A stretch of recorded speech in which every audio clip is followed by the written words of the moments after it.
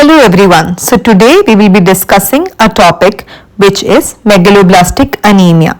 So as we know, there are multiple types of nutritional deficiency anemias like iron deficiency anemia and megaloblastic anemia. So vitamin B12 and folic acid deficiency leads to megaloblastic anemia. So here we will be just discussing the basics, the most important things that you have to remember in this case, and we'll see the peripheral smear, how it looks like and how do you diagnose a megaloblastic anemia in peripheral smear.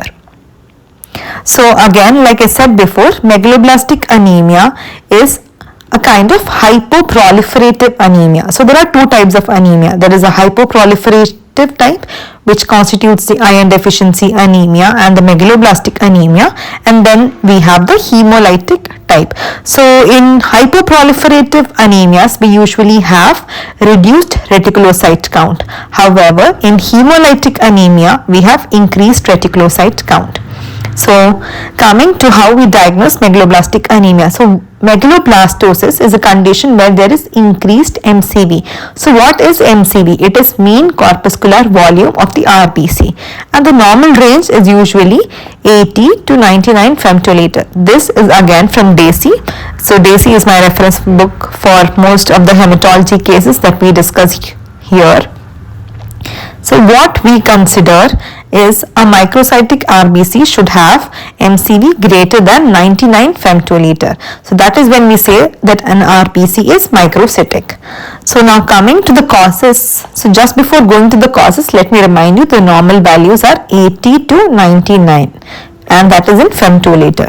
So what are the causes of low MCV and the conditions where we see high MCV?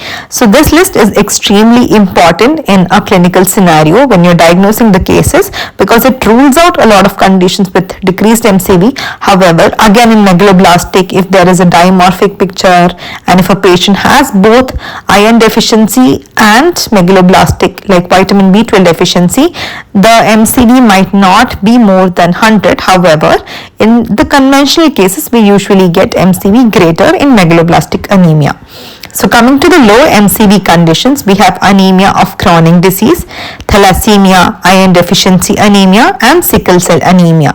And with high MCV, we see megaloblastic anemia, aplastic anemia and in chemotherapy. So post chemotherapy, we see macrocytic anemia. Why do we see it? Because most drugs like methotrexate act on the folic acid.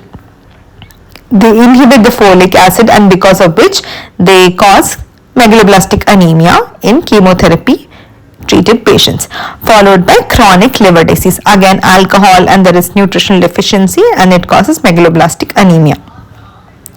Coming to what should be discussed in the peripheral smear. So it's a thumb rule that you should always, in a peripheral smear, you should go accordingly. So first we will discuss about the RBC, followed by the WBC and followed by the platelets. So coming to the RBC, so I will just enlarge the image here. So if we can see, this is how the low power view of the peripheral smear looks like, and there is one highlight. I'll just highlight the cell of our interest. So if you see, this is what a normal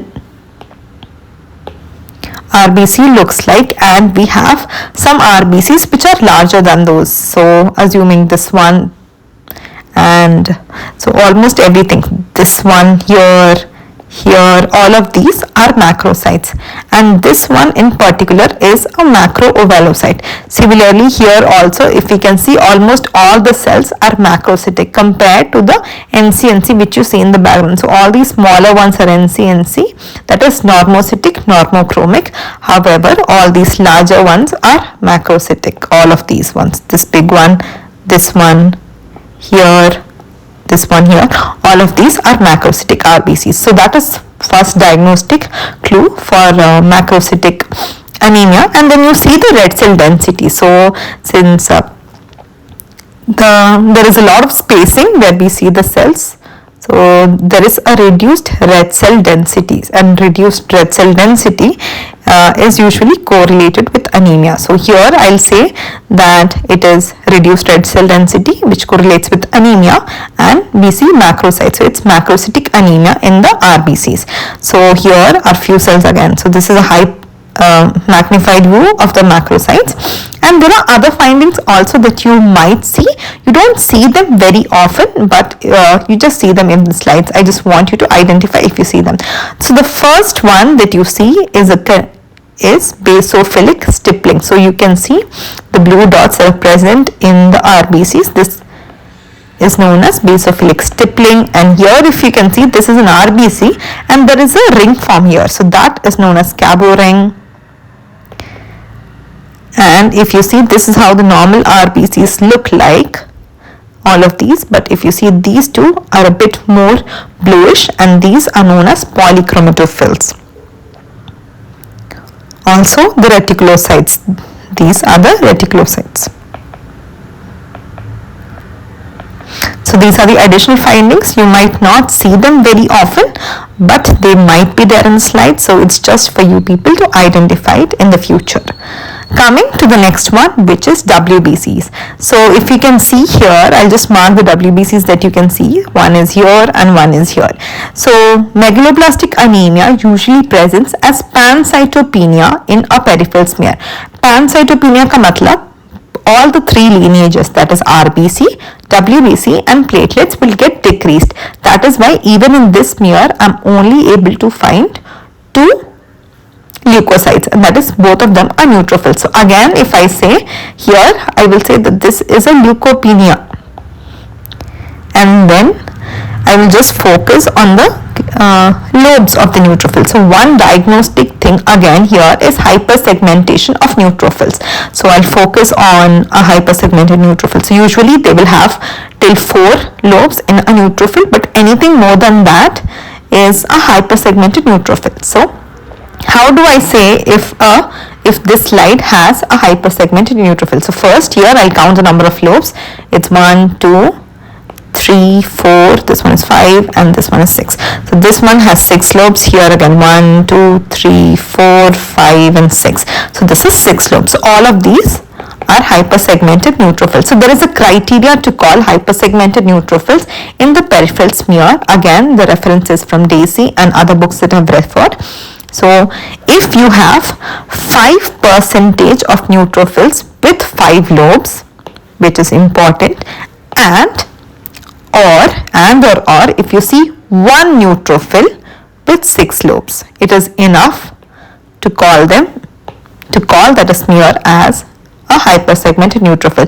So always remember, 5% of neutrophils should show 5 lobes, and only 1 neutrophil with 6 lobes can be characterized as a hypersegmented neutrophil. Now going to the last slide, almost second last slide, which is the platelet. So as I had said before, usually megaloblastic anemia always or most commonly presents as pancytopenia.